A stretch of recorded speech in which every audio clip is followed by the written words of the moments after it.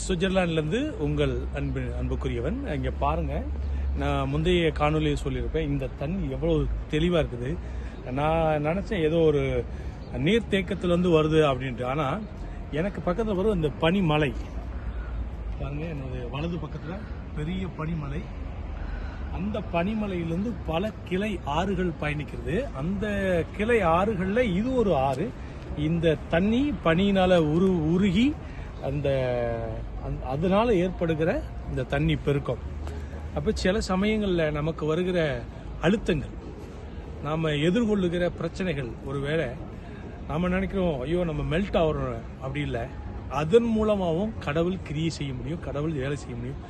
இந்த தண்ணி போல நிறைய பேருக்கு நாம் ஆசீர்வாதமாய் மாற முடியும். நாம் எவ்வளோ உருகிறோமோ, நம்ம உருக நாம் அநேகருக்கு ஆசீர்வாதமாகவும். இது இயேசுனுடைய ஒரு மிகப்பெரிய ஆசீர்வாதமான குணம். நமக்குள்ள நம்ம ரொம்ப ஸ்ட்ராங்காக இருக்கிறோம்னு நினைக்காம நம்ம விட்டு கொடுக்கும் பொழுது நமக்கும் நம்மை சுற்றி உள்ளவர்களுக்கும் நாம் பெருத்த ஆசீர்வாதமாக இருப்போம். கர்த்தர் உங்களை ஆசீர்வதிப்பார். என்றும் உங்களில் ஒருவர். சுவிட்சர்லாண்டிலிருந்து சிம்பு.